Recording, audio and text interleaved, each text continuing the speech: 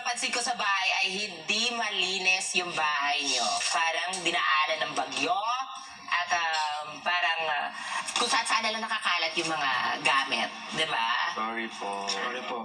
Number one, yan dito sa bahay ni Kuya, sa paaralan na ito, dapat natin i-maintain ang cleanliness sa bahay na to. Kasi mas komportable at mas maigi ng panatilihin nating malinis. Pagbalik po ng mga luggage namin, aayusin po namin yung gamit namin. Yes, tama yan. At Okay. maglalaban na po kami. Tama, very good. Very good, class. Sabi niya yan, housemates ha, pag makalat ulit na, lagot kayo kay Ma'am Castro.